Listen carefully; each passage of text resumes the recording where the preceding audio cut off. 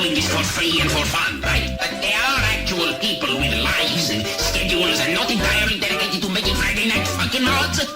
Those Twitter people don't care about the mod. They probably won't even pay attention. Trailer said October 2022. Fuck yeah! You know, the Game Boy had some pretty cool stuff on it. You want to know what else it had too? GB. GB came into existence because of somebody having a crash out. And honestly, if I didn't have enough money to pay my house mortgage, I'd also accidentally create an entity too. I'm gonna be completely honest with you. I don't really have any strong emotions on GB. That's not to say that his lore doesn't have interesting stuff to cover, which I will definitely cover. I'm not really sure how deep this video will get, but I'll see what happens as I go along. So join me as we all have a crash out and accidentally create an entity just like GB.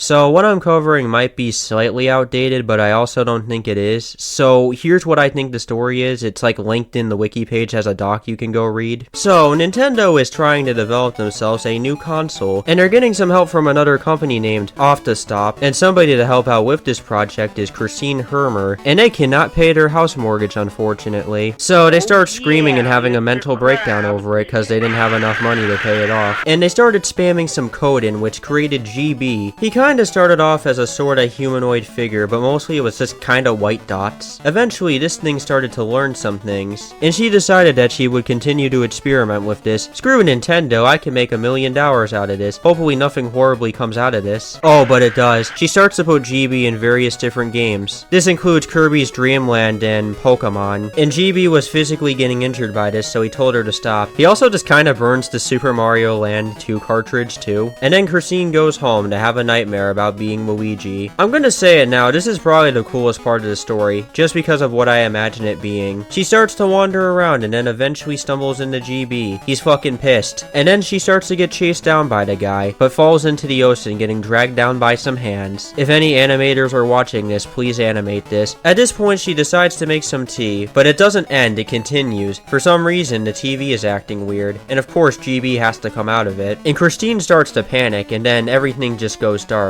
What do you think happens next? The next day, the mortgage company shows up, and she's fucking dead. And for whatever reason, her blood is black. They call the police, but the police don't find any evidence. Nintendo cuts ties with that company they were working with. And the copy of Super Mario Land 2 might still be something. And that is it for the story. I do want to quickly bring this up, but it very much contradicts the story that I just went into. I'm guessing this is from old GB lore, but from what I can get, GB at one point in time had a fascination with humans and wanted to be one, but decided to be Mario because he found comfort in the guy. I just wanted to quickly mention that because it was kind of cool. Anyways, what do I think about it? It's okay. Not terrible or anything, I just think it's okay. I don't think the structure of the story is bad, and there's a lot more you could probably build off of. And GB definitely does have interesting stuff as a character, but speaking of build off of, when it comes to EXE media, they don't really give much reason on why their bad guy is a bad guy. And I think it's perfectly fine to have your villain just be a villain. You don't have to go super deep with them. But GB has a reason to be the way he is. If he didn't stop the person hurting him, well, this would have continued to happen. And I'd say that Christine is also somewhat justified in what she does too. She didn't really know that she was hurting the guy and was trying to get out of debt. I bet it's something the story doesn't want you to think about, but I think this would be a neat idea to expand upon, making you wonder which character you should be siding with. As for that, I don't have much else to say about the story, so I'll just move on now.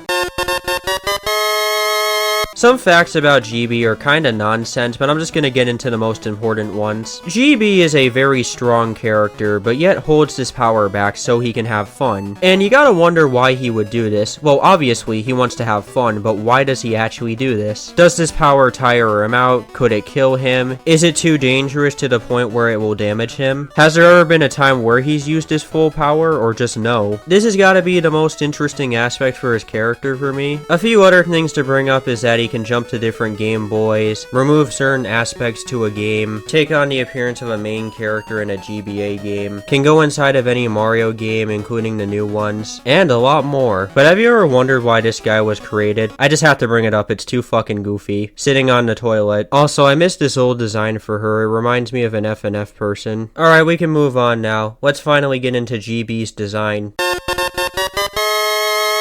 So, I actually like the design of GB. Back then it seemed to just be black and white, but now it's incorporated some green into it, which I guess sorta elevates the creepiness of him. Kind of a smart change. I like it. But the whole black and white aesthetic gets incorporated into his later forms. And damn, it kinda goes hard. This one right here has gotta be my personal favorite, where he starts looking like a rabbit. And I kinda dig his final form, but as for that, that's all I could say about his design. Adding some green definitely does hit harder.